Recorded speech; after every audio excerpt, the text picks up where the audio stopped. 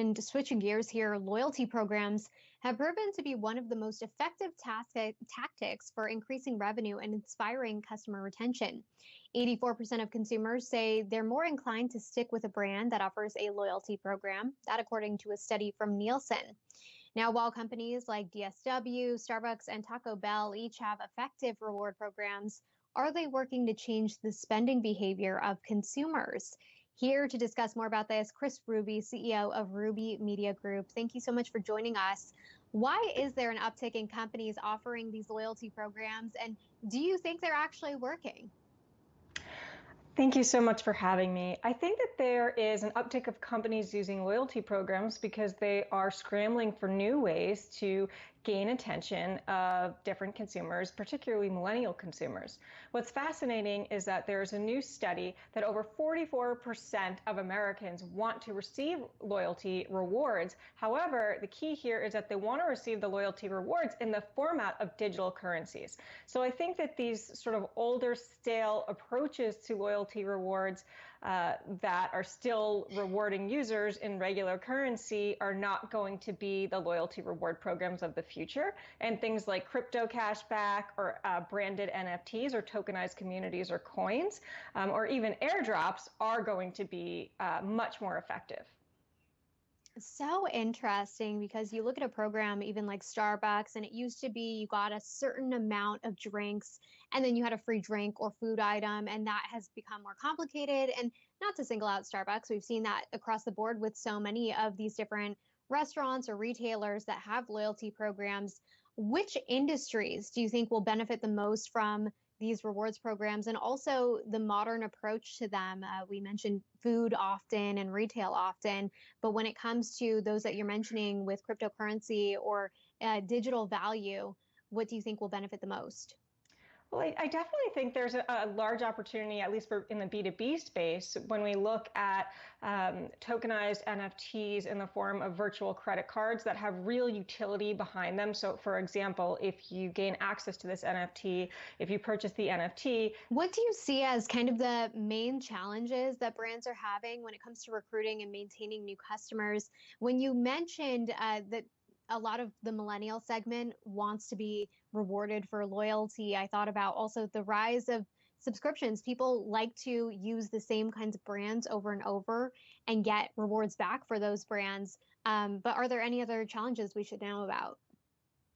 I think one of the challenges here is actually getting people to adopt these programs and understand. So for example, let's say if we compare what Taco Bell has done with their recent subscription program for the loyalty that they have launched, if we compare that to Burger King and what they did there in the food and beverage space, Taco Bell is rewarding people by giving people more tacos. The difference with what Burger King did in their loyalty program is that they rewarded users in a chance to stack sats and Bitcoin and of course earn more Bitcoin, right? So they weren't rewarding people based on the product that it is that they offered. They were rewarding them in something they want above and beyond the product, which is more beneficial to the user. So I think that brands that tap into what's going on in the trends, that's extremely important. However, we saw McDonald's recently try to do an NFT, but there were some issues with their NFT launch in that some slurs were put into the blockchain. So I would urge companies that if you are launching something like this, you really do have to have someone who's your chief metaverse officer who not only understands the marketing component, but also understands the blockchain component.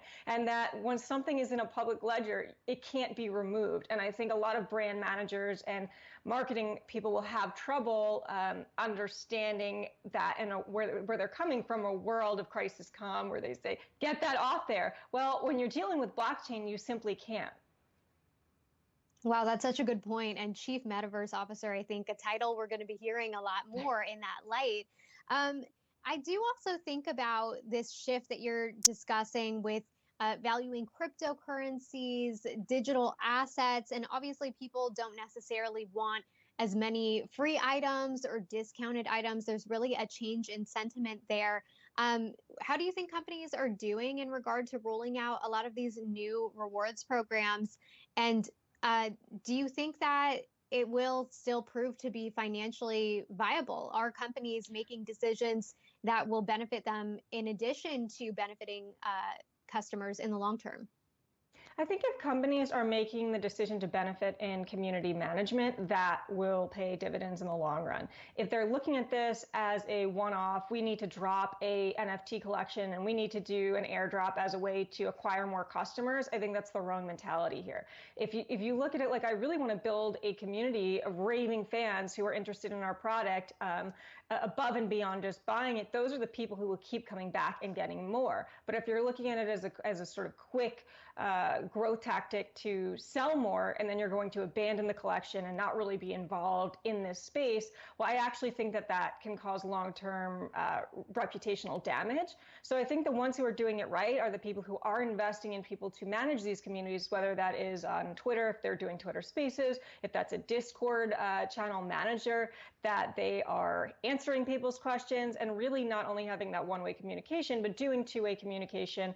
A lot of times there's problems that happen when they do these airdrops. So making sure that someone is actually there to respond to those questions and problems as they come up, all of that is a critical component of this new territory as we enter into the metaverse.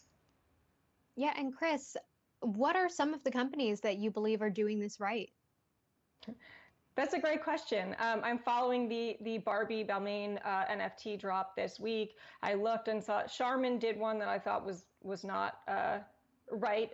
They were an example of one where I felt like it wasn't necessarily followed through. I think other ones, by the way, just as a takeaway for viewers, even if you're not interested in doing this at all as a company too, you should still make sure that you secure the rights to your domain name in Web3, whether that is Ethereum on ENS, whether that's solana.sol, or there's another one called Unstoppable Domains. The point is, even if you listen to this and say, you know what, my company's not going to be involved, make sure you secure the rights to your handle before someone else squats on it in Web3. Because if they do, they can buy it before you do and then sell it back to you at a higher price, which you really want to avoid. Oh my gosh, such good information. And there's a lot of changes happening so rapidly in this space. We'll have to have you back. That's Kris Ruby, CEO of Ruby Media Group. Thanks so much for joining us here.